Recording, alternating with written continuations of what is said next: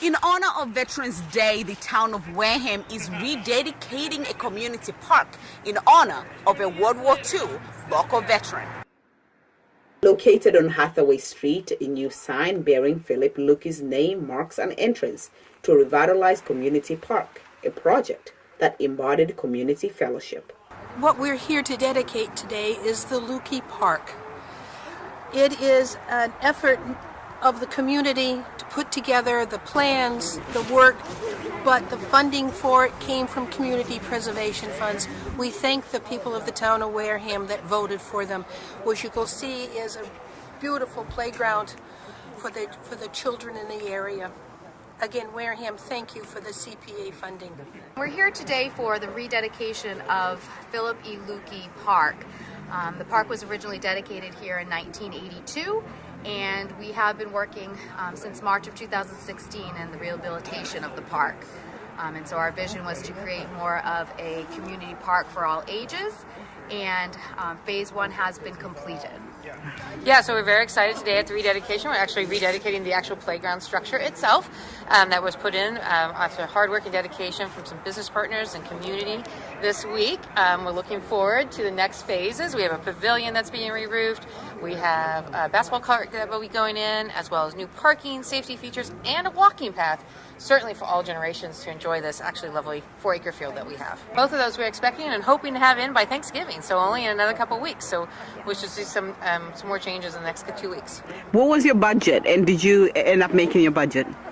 Our budget was, we did ask the town of Wareham for $175,000 of community preservation funds. So we did obtain that, and we also had additional funds from local sponsors as well to contribute to the additional projects. Yes, I think all in will be close to a little bit over $200,000.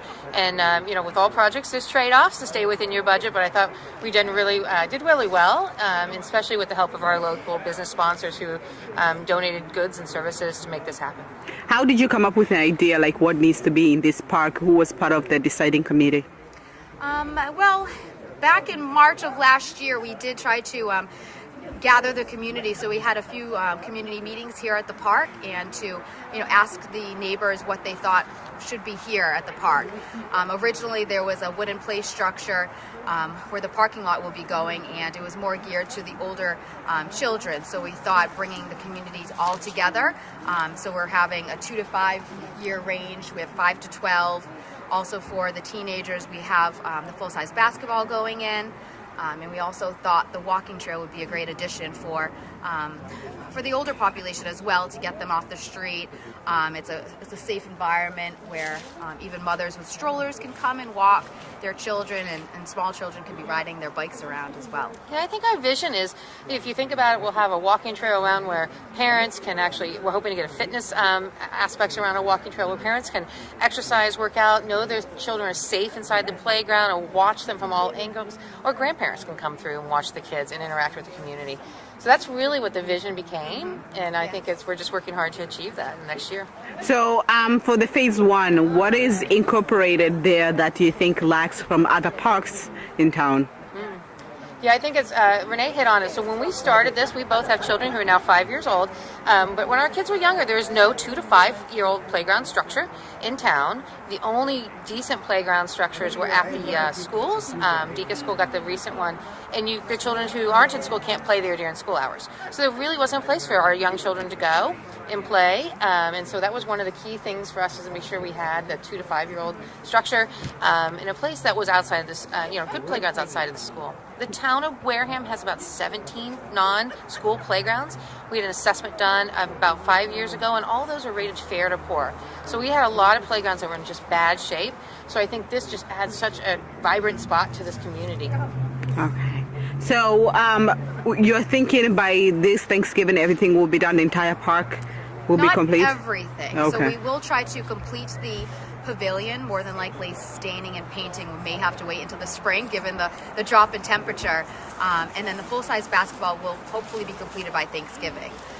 The walking trail and the parking lot may be in the early spring. Yeah. So we're hoping for a big family event in early spring to kick off the entire community park. And how good was the community in terms of helping and fundraising and so forth?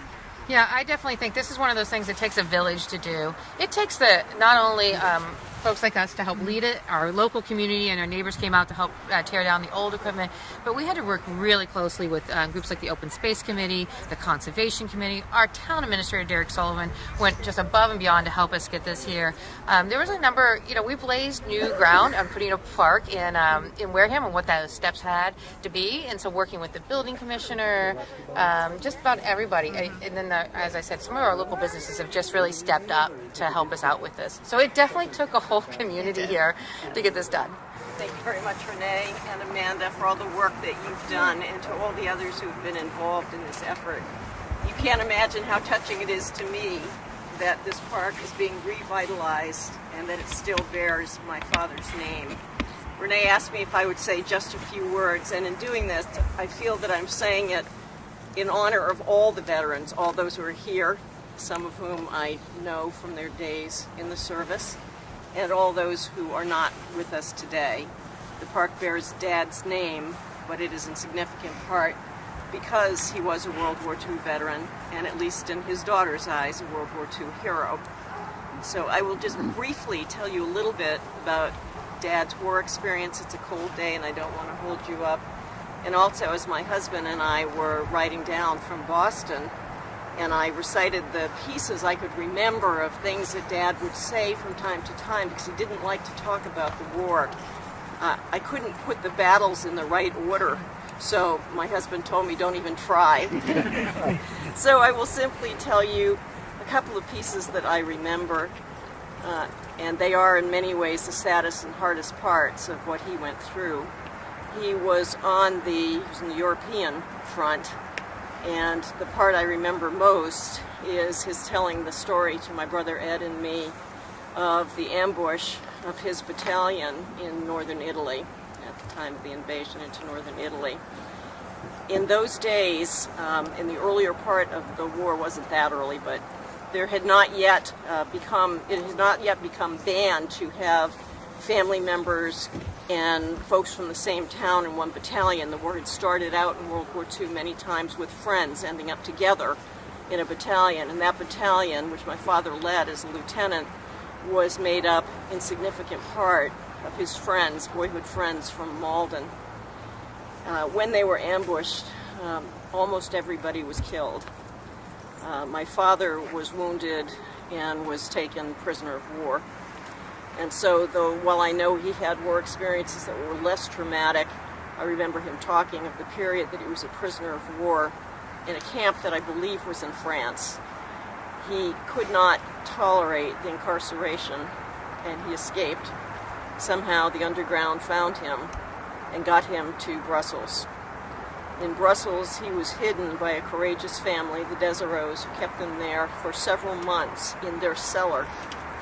I always thought it probably couldn't be that bad because Mr. Desirot ran a chocolate factory, but Dad did say that wasn't quite enough to sustain the spirit. He was freed when the Allies came in to Belgium and liberated Brussels and Belgium. He was still seriously injured. He had not been cared for properly, of course, in the prisoner of war camp. He was sent back to the home front, where he was the commander of a prisoner of war camp in the United States. There are not a lot of people who realize that we did have prisoner of war camps for Italian and German prisoners, and most of them were located in the Middle West, small towns. There have been a couple of movies documenting some of this. He learned there to speak several languages, spent about a year there with my mom. He had married her, by the way, after the typical World War II, pre-World War II type of courtship. He knew her for 6 weeks before they got married, and he left 3 days later for the war. Very typical story. She waited for him, of course, and they remained married until he died in 1981. She died 29 years later, but there was never, ever another man in her life. And that was because we all knew there was nobody like my father. So, in any event, he came back and ended the war in that role, but stayed in the service for many, many years, so that my brother and I were raised Army brats. until we came here, settled here, and then Dad continued with the process of phasing out what had been an Army base on Cape Cod and turning it into Otis Air Force Base. Unfortunately, the wound that he had festered. There was a piece of shrapnel that could not be removed from his lung because it was too close to his heart. Ultimately, in 1981, more than a quarter of a century after he'd suffered that injury, he did succumb to it. I'm thankful that we had him throughout our childhood, even if we lost him when we were young adults. We were very lucky for that. My father was devoted to this country, as all of our veterans are, and the rest of us can't say enough to thank all of you. Especially, of course, those who went into combat, but those who did not gave in very important ways too. And for all the families who were behind. I know what it feels like going months without seeing your father because he's been sent somewhere. And I know how difficult it is for the children. So everybody affiliated with military families and veterans, in my view, is special and heroic. For that reason, I am extremely grateful for the fact that this park will continue to bear my father's name. I hope that each time you see it, you think of all of the veterans and appreciate how much they have given and their families have given for this country.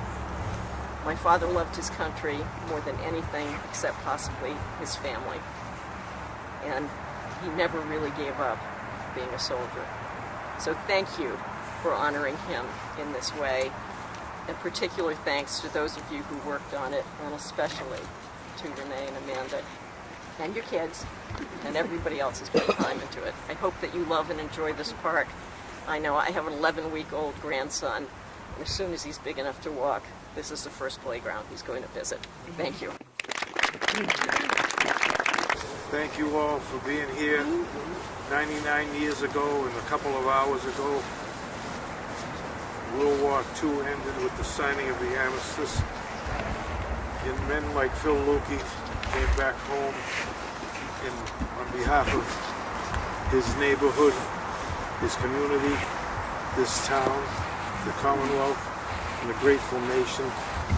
I'd like to thank him for his service, and on behalf of the community of Wareham and the Community Preservation Program, I say it's an honor to use those funds to rededicate this playground in his honor, a man who served with honor and distinction in World War II. Thank you so much. Hands on the ceremonial cutting there. Ready? There we go. Well done. Wow.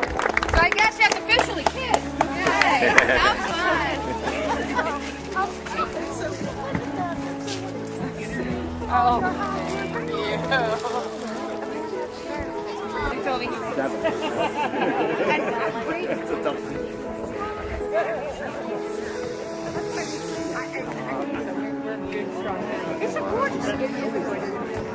Thank you all for watching from WCTV. I am Queen Banda.